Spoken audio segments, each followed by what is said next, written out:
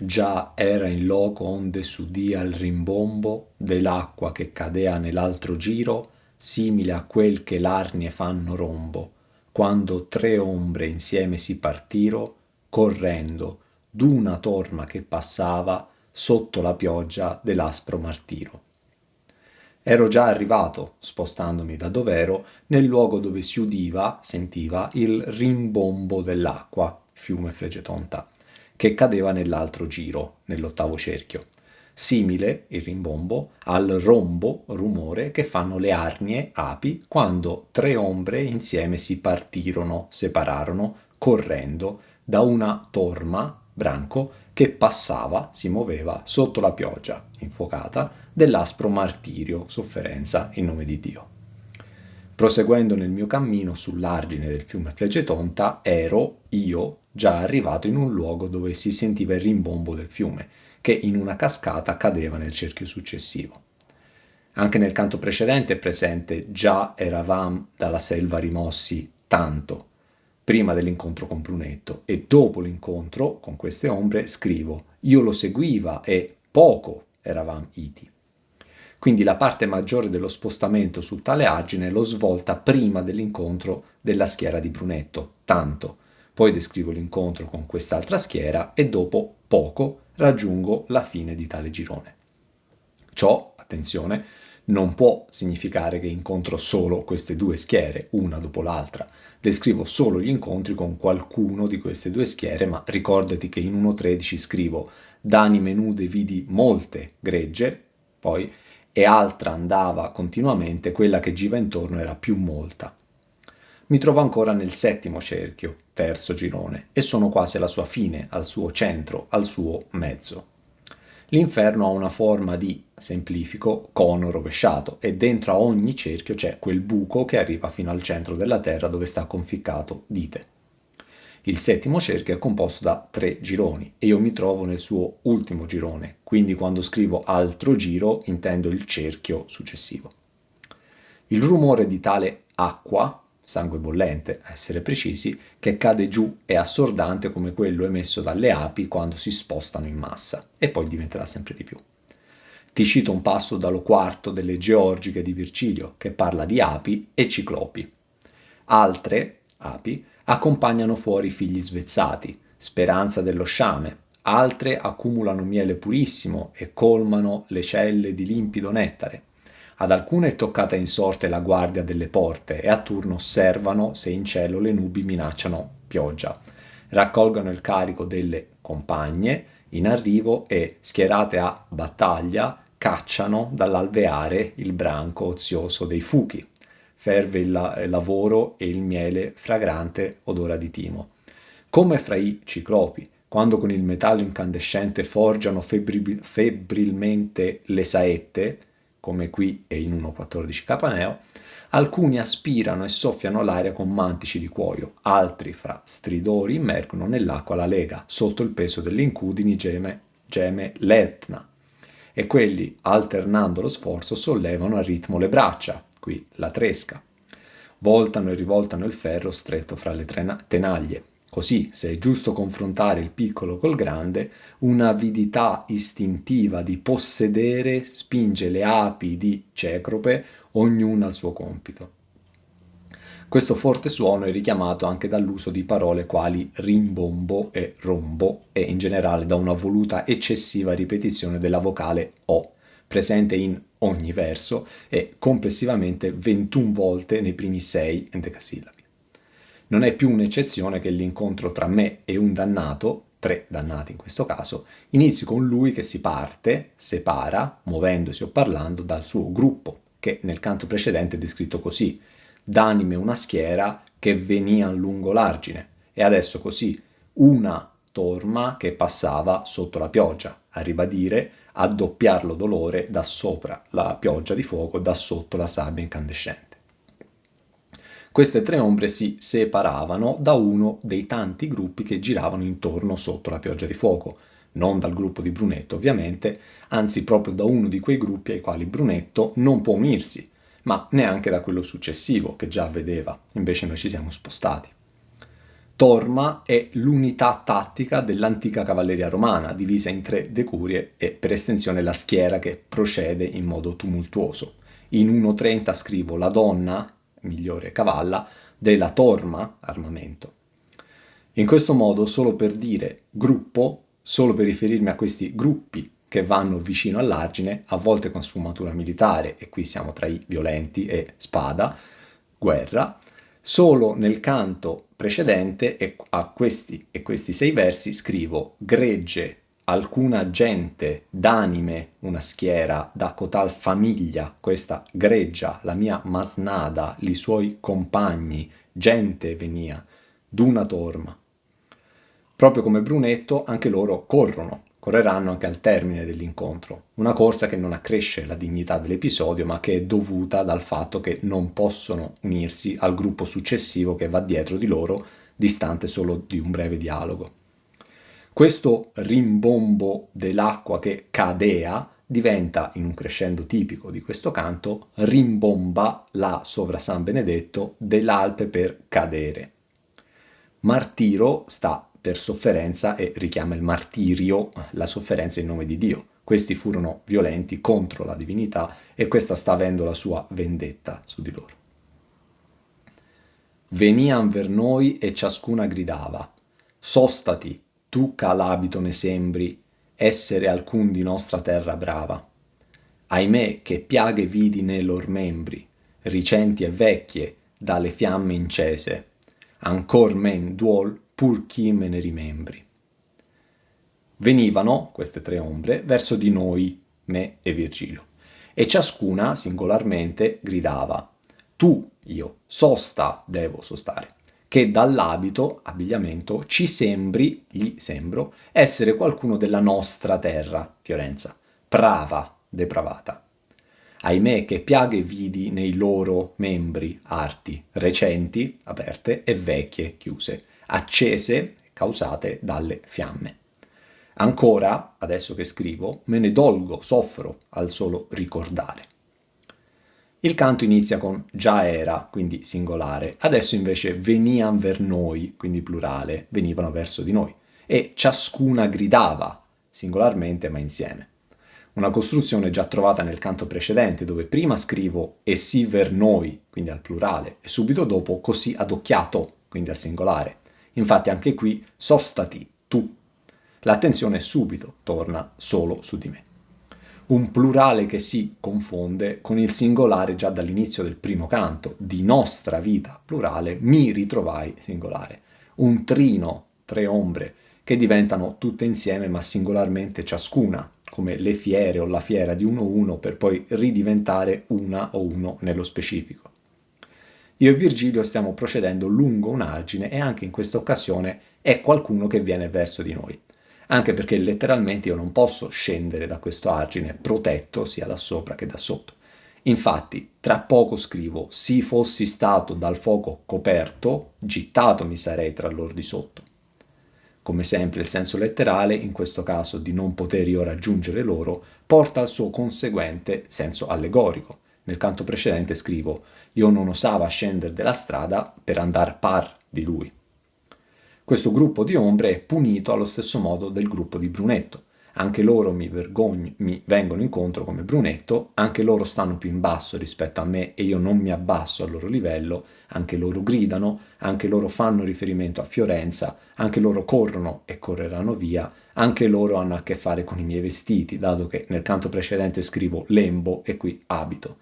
Anche loro portano i segni della pioggia di fuoco, ma ci sono sostanziali differenze. Per citarne solo una, nell'incontro di Brunetto, Virgilio interviene parlando per meno di un endecasillabo. Qui è lui che mi dice addirittura che se sapessi già i loro nomi, dovrei avere più fretta io di incontrare loro invece del contrario, come invece è accaduto. 3 ombre insieme si partiro, correndo. I vestiti sono qui fondamentali per almeno 3 ragioni.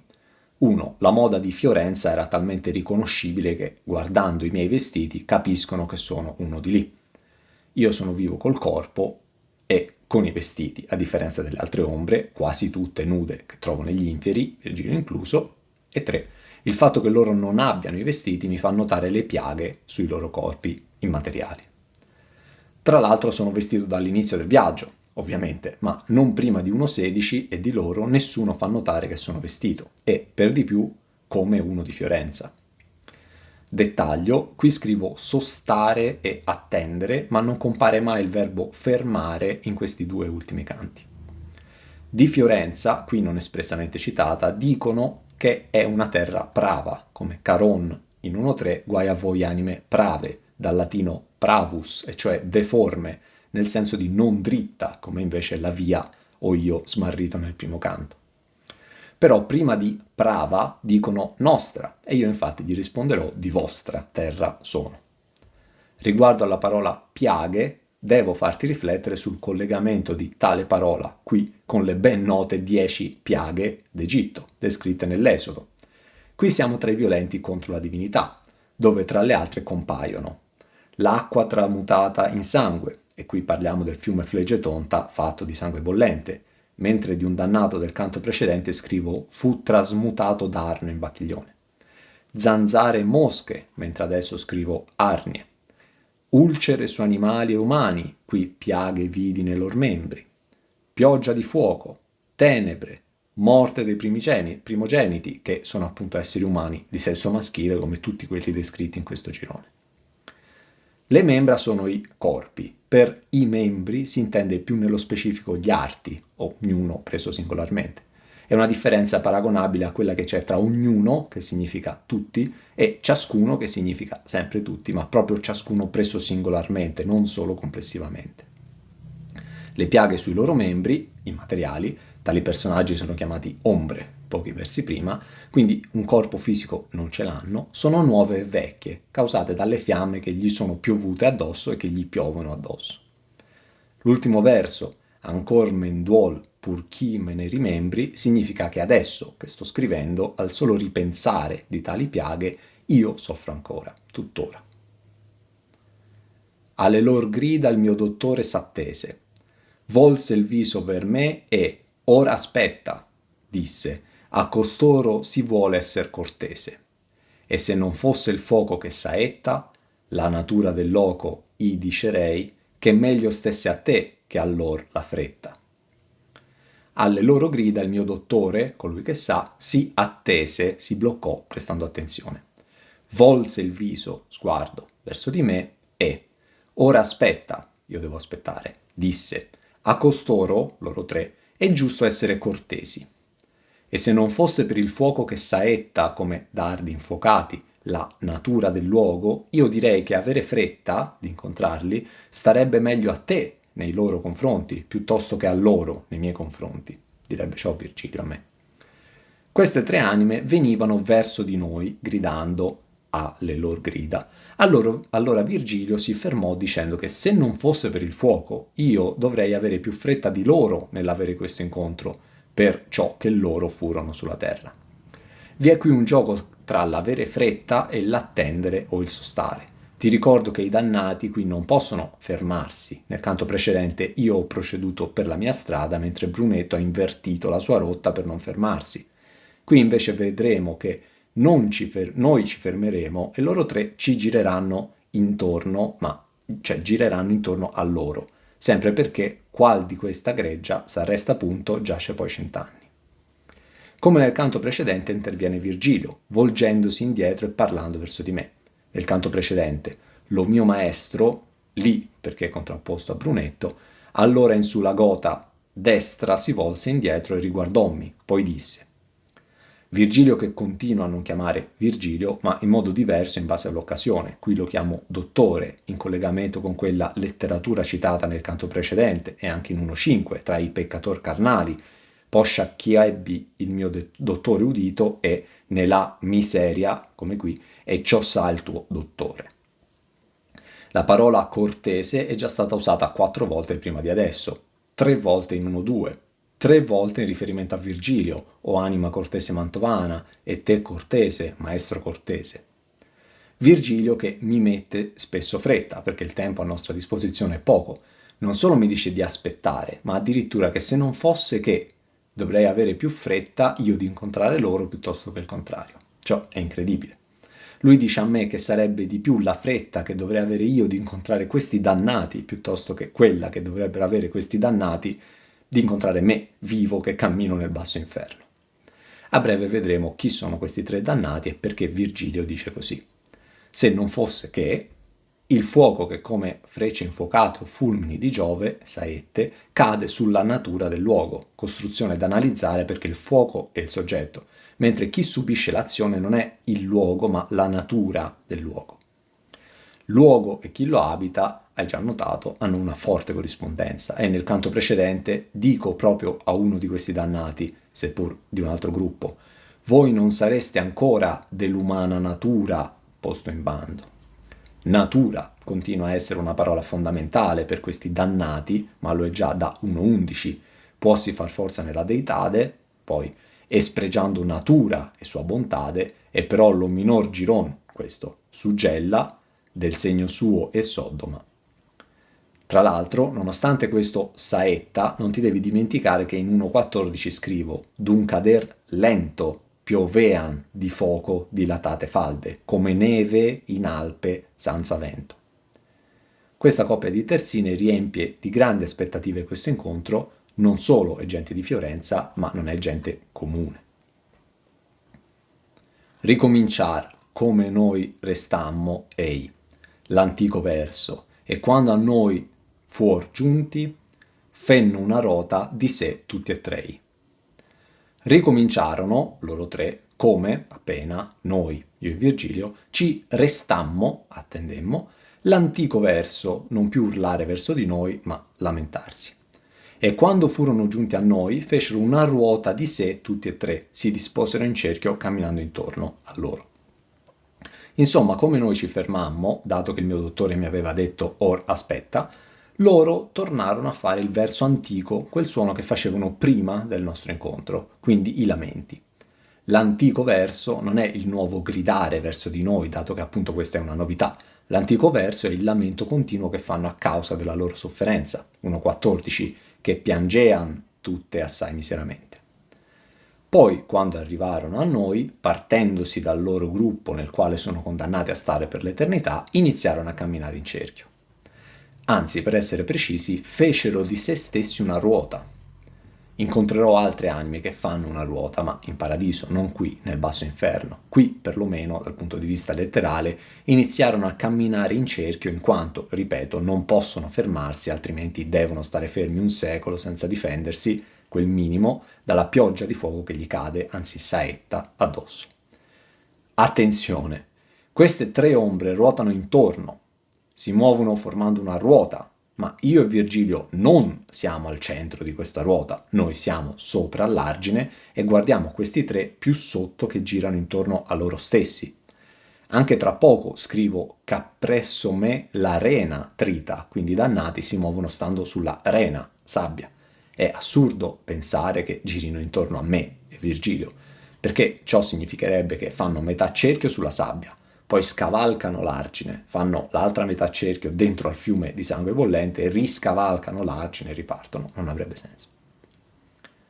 Qual sogliono i campion far nudi e unti, avvisando lor prese e lor vantaggio, prima che sien tra lor battuti e punti, così, rotando, ciascun il visaggio, drizzava a me, sì che incontraro il collo, faceva i piè continuo viaggio.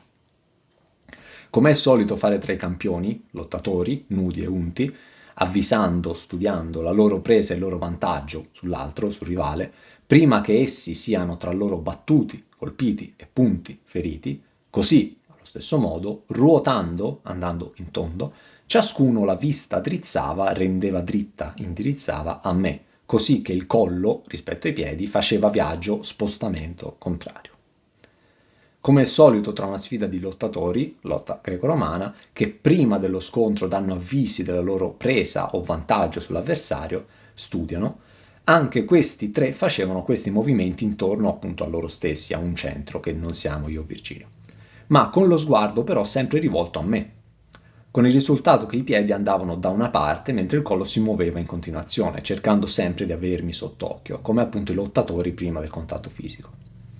Descrivere un qualcuno che cammina in cerchio però guardando un punto fisso in poesia diventa sì che in contrario il collo faceva i piè continuo viaggio. In questa occasione lo sguardo non è sempre opposto al verso dei piedi, come invece lo sarà per gli indovini di 1,20, anche loro, come Brunetto, che si vantano di prevedere il futuro o la fortuna. Nel canto precedente la corsa, il drappo verde, in questo la lotta, i campion. Nel canto precedente quelli che vince, non colui che perde, in questo campion, dove genericamente il campione è colui che vince e non colui che perde. Come i campioni, tra l'altro, anche queste 3 ombre sono nude, ricordo, sotto una pioggia di fuoco.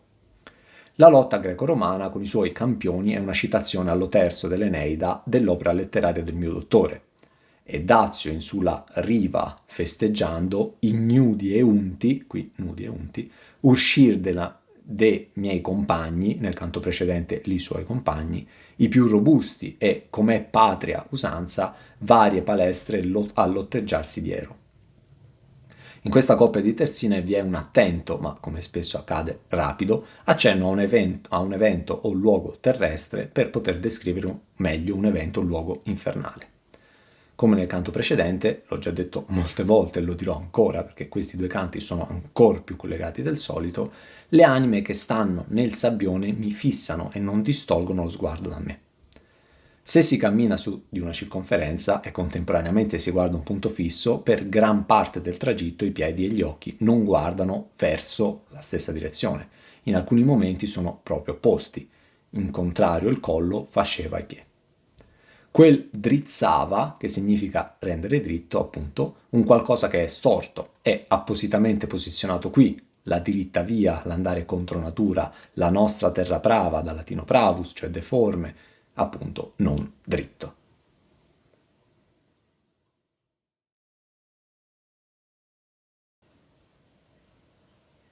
E se miseria desto loco sollo rende in dispetto noi e i nostri prieghi, cominciò l'uno, e il tinto aspetto e brollo, la fama nostra il tuo animo pieghi, a dirne chi tu sei, che vivi piedi, così sicuro per l'inferno freghi. E se la miseria di questo luogo molle, sabbioso, rende in dispetto, disprezzo, noi, ombre, e i nostri prieghi, preghiere, cominciò uno delle ombre, e l'aspetto sicuro, scuro e brullo spogliato con violenza, la nostra fama, vostra, sulla terra, pieghi il tuo, mio, animo, a dire a noi, a loro, chi tu sei, chi sono io, che freghi, trascino i piedi vivi così sicuro, garantito contro eventuali pericoli, per attraverso l'inferno. Arrivati vicino a noi, pur sempre restando sotto e girando intorno, uno di loro 3 iniziò a dire qualcosa. Miseria, riferito al luogo, come prima, e se non fosse il fuoco che saetta la natura del loco. Mentre invece, sempre per ribadire quanto il luogo e chi lo abita siano vicini, 1,14 scrivo misere mani. E ancora, sollo di come si dice della neve fresca, quindi appunto non dura, infatti qui nevica fuoco sulla sabbia. La preghiera del dannato parte dalla miseria del luogo per poi passare alla miseria del loro aspetto nudo e rovinato, però che possa la fama che questi dannati hanno ancora sulla terra piegare il mio animo e dirgli chi sono, che sfrego, strofino i piedi vivi qui all'inferno. Un dannato violento contro Dio che si trova miseramente all'inferno e continua a non rivolgere le proprie preghiere a Dio ma a un altro uomo, i nostri prieghi, che sta precisamente per preghiere, non genericamente suppliche. Il discorso è unico e durerà per altre 4 terzine successive a queste 2. Insomma, la captatio benevolenzie parte dalla miseria del luogo, passa dall'aspetto sporco e nudo per poi aggiungere la fama che hanno sulla terra, ma ancora non fa alcun nome, l'aspettativa continua a aumentare. L'inferno continua ad essere colorato in modo sporco, sia nei suoi luoghi, siamo accanto a un fiume rosso, sangue, sia nei suoi personaggi, che come in 1,5 noi che tignemmo il mondo di sanguigno. Io descrivo piaghe vidi nei loro membri e lui ribadisce il fatto di essere con il tinto aspetto e brollo. Brollo o brullo sta per spogliato, ma con un'accezione violenta come in 1.34, che talvolta la schiena rimanea della pelle tutta brulla. Tra poco dipelato e anche di spoglia per insistere sulla nudità di tale anime. La fama, parola chiave del canto precedente, si ripresenta anche in questo. Lui, dannato, violento contro la divinità, che ha puntato alla fama tra gli uomini, andando contro la natura dell'uomo, che è quella di andare verso Dio. Spera di piegare, ti ricordo, pravus, il mio animo grazie alla sua e dei suoi compagni fama terrena. Così questo contrasto tra l'essere dritti e il piegare continua e si amplifica nel suo senso allegorico, drizzava, contrario, pieghi. L'interesse del dannato è quello di sapere chi sono io, un po' come già era successo in precedenza con Farinata, ma con ben altre parole. La tua loquela ti fa manifesto di quella nobil patria natio. Discorso più particolare su Brunetto Latino, che dice qual maraviglia, ma sono io, e lui stesso, a chiamarlo per nome, ma lui non mi chiede chi io sia. Questa volta per dire che io sono vivo mi viene detto che frego i piedi vivi per l'inferno. Ti ricordo che loro stanno conversando con me da un'altezza più bassa, mentre ad esempio in 1.8 viene detto chi è costui che senza morte va per lo regno della morta gente. Fregare sta per strofinare, qui i piedi, inteso nel senso di camminare con un corpo fisico, a differenza delle ombre. 1.12.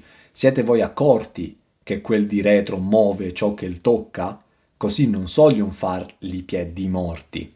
O 1.10. Per la città del fuoco vivo ten vai. Quel sicuro, senza paura quindi, verrà ribaltato una volta che vengo a conoscenza dei loro nomi, vinse paura, con tanto di significato anche allegorico dello stare al sicuro e arrivare in cielo finché sto dietro a Virgilio, oppure morire bruciato se mi butto in mezzo a Brunetto o a loro tre. Ti faccio intanto inoltre notare che la prima terzina inizia con E semiseria, mentre la seconda con la fama nostra, in questo conflitto ben chiaro, in questi due canti consecutivi, tra la fama rivolta agli uomini e l'assenza di gloria rivolta a Dio. Questi, l'orme di cui pestar mi vedi, tutto che nudo e dipelato vada, fu di grado maggior che tu non credi. Nepote fu della buona Gualdrada, Guido Guerra ebbe nome, e in sua vita fece col senno assai e con la spada. Questa ombra, del quale lui che parla, vedi pestare le orme, quello che lo anticipa nella ruota, nonostante che vada, si muova, nudo e senza peli, fu sulla terra di un grado, lignaggio, maggiore di quel che tu, io, non crederei, al vederlo in questo stato. Lui fu nipote della buona Gualdrada Berti, ebbe nome, si chiamò Guido Guerra, sesto dei Conti Guidi, e nella sua vita fece molto con il senno, testa, politicamente, e con la spada, braccio, militarmente. Arrivano i nomi. Chi parla dice che chi lo precede in questa ruota, l'orme di cui pestar mi vedi, si chiamò, al passato, ebbe nome Guido Guerra. E prima di nominare lui, nomina la sua nonna, la buona Gualdrada. Ancora un riferimento ai piedi, dopo i piedi vivi della terzina precedente, qui l'orme di cui pestar mi vedi, e poi l'arena trita. Nonostante che adesso questo mio precedere nel cerchio sia nudo, questo che mi precede nel cerchio sia nudo e senza peli, nonostante ciò, fu una persona decisamente importante sulla terra, più di quanto io possa credere vedendolo così. Vi è quindi una consapevolezza espressa del dannato che parla sulla condizione di ora e la condizione di prima, dice anche, e in sua vita fece. Ricordo che Farinata, in 1.10, se dritto dalla cintola in su tutto il vedrai. Qui invece li vedo dal basso verso l'alto, cioè dall'alto verso il basso, tutti nudi, bruciati e spelacchiati. Non tutti i dannati sono nudi. Quando riporto questo dettaglio, ora scrivo ciò che mi dicono, è perché ha un senso che io lo riporti. Qui l'essere nudo adesso contrasta ancora di più con il suo grado maggior che aveva prima. Riguardo al suo grado maggior, oltre alla famiglia di tutto rispetto, lui fu esiliato dopo la sconfitta guelfa a Montaperti, ma vinse a Benevento nel 1266 ottenendo così la fine del suo esilio e vari riconoscimenti: vicario angioino per la Toscana, podestà di Lucca e capitano generale dei Guelfi di Toscana.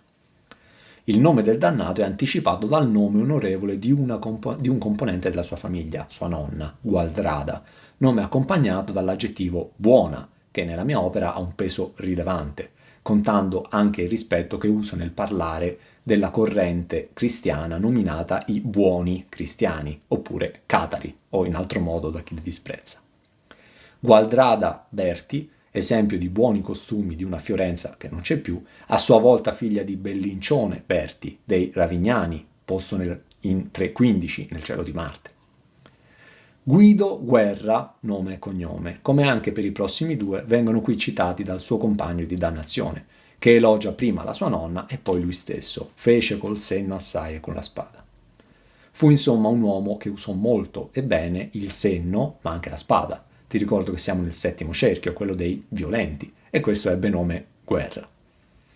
La frase «e in sua vita fece» è attiva, lui fece quando era vivo questo e questo, ma ciò che importa soprattutto in questo girone è il ricordo degli altri su ciò che lui fece. Tale ricordo li fa vivere ancora. Emblematica è la frase di Brunetto che spiega ciò, e anche la confusione che io riporto, ma che il dannato fa, nell'usare i tempi verbali tra presente e passato. Sieti raccomandato il mio tesoro nel quale io vivo ancora e più non cheggio. Lui, Guido Guerra, è noto, ha fama nel mondo, per come fu da politico e da militare.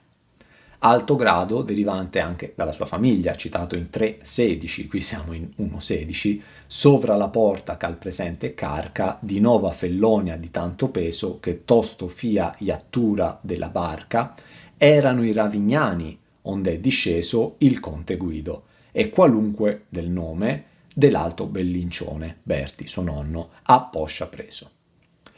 La schiera di Brunetto era di chierici e letterati, questa di politici e militari, senno assai con la spada, dove in questo soggetto il senno è posto in rilievo, mentre tra i suoi Brunetto mette in rilievo i letterati, cherci e litterati grandi e di gran fama. L'altro c'appresso me l'arena trita è Teghiaio Aldobrandi, la cui voce nel mondo su dovria esser gradita. E io che posto son con loro in croce, Jacopo Rusticucci fui, e certo, la fiera moglie più ch'altro mi nuoce. L'altro, dannato, che appresso dietro me, l'ombra che parla, trita, sbriciola, l'arena, sabbia, è Teghiaio Aldobrandi, degli Adimari, la cui voce, parlare di lui, dovrebbe essere su nel mondo, sulla terra, gradita. E io, l'ombra che parla, che posto in croce sono, martirizzato tra il due, con loro, fui Jacopo Rusticucci dei Cavalcanti, e certo la fiera selvaggia, moglie a lui, nuoce, reca dolore al suo nome, adesso più che qualunque altra cosa. Dopo la terzina, nella quale compare il nome e cognome Guido Guerra, arriva la successiva che porta il nome e cognome Teghiaio Aldobrandi e quella ancora successiva che porta il nome e cognome di chi sta parlando, Jacopo Rusticucci. Tra l'altro tutti e tre compaiono all'inizio del verso, nel secondo verso e, ripeto, completi di nome e cognome, come nel canto precedente Brunetto latino. Chi parla prima spiega la posizione, chi lo anticipa nella ruota, l'orme di cui pestarmi vedi, chi lo posticipa, c'appresso me l'arena trita, e poi lui al centro, che posto son con loro in croce. Poi dice nome e cognome, e usa l'ultimo verso per evidenziare per cosa è famoso il loro nome tra gli uomini, la fama, fece col senno assai con la spada, nel mondo su dovria esser gradita, la fiera moglie più ch'altro mi nuoce. La confusione dei tempi verbali che fa il dannato che parla è propria di uno che ha difficoltà a capire la differenza tra fama terrena momentanea e gloria celeste eterna, neanche qui mai citata, col risultato che fu di grado maggior, nepote fu, ebbe nome e fece, riferito al primo, tutto al passato. È Teghiaio Aldobrandi e dovria essere gradita, per il secondo, tutto al presente, Jacopo Rusticucci, fui e mi nuoce, metà al passato e metà al presente. Attenzione, non devi solo capire ciò che scrivo, ma chi dice ciò che io scrivo. In questo caso io riporto un discorso fatto da un dannato, Con ciò non voglio dire che i dannati dicano soltanto cose sbagliate, ma io sto riportando il loro punto di vista e ciò che mi dissero quando li incontrai. Tritare per calpestare letteralmente significa ridurre in frammenti mediante taglio o ripetuta pressione, come appunto stanno facendo questi tre che girano intorno. Loro appunto camminano nella rena, sabbia, come già in 1.14, e guarda io che non metti ancora li piedi, ancora l'importanza dei piedi, nella rena arsiccia. Come spesso accade, l'immaterialità dei dannati, ombre, all'inferno invece è descritta in modo molto materiale. Qui un'ombra dice che un'altra ombra trita il terreno infernale. Il secondo personaggio è l'unico dei tre che è chiamato al presente. È, adesso, al presente, Teghiaio Aldobrandi. Mentre il primo, ripeto, Guido Guerra ebbe nome prima al passato, e il terzo, parlando di se stesso, Jacopo Rusticucci fui prima al passato. L'espressione la cui voce è ambigua, perché potrebbe significare sia ciò che ha detto, ma anche ciò che si dice di lui. In accordo col contesto è più affine al discorso del dannato dare importanza a ciò che gli altri dicono di lui. Il Teghiaio, per ciò che fece sul mondo, dovrebbe essere ancora gradito parlare di lui, più che il mondo dovrebbe ascoltare ciò che dice la voce al presente del Teghiaio. Il Teghiaio diede consigli non ascoltati dalla sua parte fiorentina, nello specifico sulla strategia da adottare a Montaperti, ma nel testo c'è scritto altro, la cui voce nel mondo su dovria essere gradita. Un altro politico e militare come Guido Guerra. Il mio rispetto per il Teghiaio e il Rusticucci me li ha già fatti nominare in 1.6, perché ero curioso di sapere dove li avrei trovati. Farinata e il Teghiaio che forsi degni, Jacopo Rusticucci. Tra l'altro ti faccio notare che questi tre sono nominati proprio nell'ordine che avevo detto. Farinata, Teghiaio, Rusticucci. E lì eravamo in 1.6, Farinata in 1.10 e qui siamo in 1.16, 6 e 10, 16. Tutti e tre sono guelfi, nonostante il periodo che Guerra passò alla corte di Federico II, imperatore eretico cataro. L'autodescrizione del Rusticucci è un richiamo velato all'Evangelo di Luca 23, 33 e 34. Quando giunsero al luogo detto Cranio, la crocifissero, qui che posto sono con loro in croce, lui e i due malfattori, qui un dannato davanti e uno dietro, uno a destra e l'altro a sinistra. Gesù diceva, Padre, perdonali perché non sanno quello che fanno. Dopo essersi poi divise le sue vesti, qui tuca l'abito. L'essere messi in croce richiama 1.7, ma con ben altro esito. Questa è colei, la fortuna ministra di Dio, non come descritta da Brunetto nel canto precedente, che è tanto posta in croce pur da color che dovrian dar lode, a conferma che la voce è ciò che dicono di lui, dandole biasmo a torto e malavoce, come qui. Ma ella se beata e ciò non ode, invece questi sono dannati e si preoccupano ancora della loro fama tra gli uomini, andando verso gli uomini e non verso Dio, andando contro natura. L'ultimo, parlando degli altri, elogia il loro nome e ciò che li caratterizzò. Invece riguardo al suo di nome dice che niente lo fa soffrire, ora che è all'inferno, al presente, più della sua moglie malvagia, e certo la fiera moglie più ch'altro mi nuoce. Lui corre in eterno sotto una pioggia di fuoco, sopra un'arena incendiata. Ma la cosa che più lo nuoce, che nuoce la sua fama, adesso, al presente, è sua moglie, mi nuoce. Adesso mi nuoce, non prima mi ha fatto male o fatto finire qui. Fiera non rimanda alla fierezza positiva che qualcuno può provare. Fiera rimanda a un selvaggio crudele, come appunto quelle di 1.1, in 1.6 Cerbero, fiera crudele, in 1.7 Pluto, tal cade a terra la fiera crudele. L'ultimo verso, la fiera moglie più ch'altro mi nuoce, non dà alcun indizio sull'omosessualità o sodomia di tale dannato, dato che è al presente, come non ci sono indizi testuali per gli altri o Brunetto nel canto precedente. Ma, come spesso accade, il dannato, quando parla di sé, dà la colpa a qualcun altro, in questo caso alla moglie, fiera. Ripeto, non dice che la moglie l'ha fatto finire all'inferno, al passato, attenzione, ma che adesso che è all'inferno, al presente, più di ogni altra cosa gli nuoce la moglie, al suo nome, unica cosa a cui lui dà importanza. Facendo un passo indietro ti ricordo 1.6, Jacopo Rusticucci, lui, Arrigo e il Mosca e gli altri che a ben far tra gli uomini, non nel loro rapporto con Dio, puoser gli ingegni.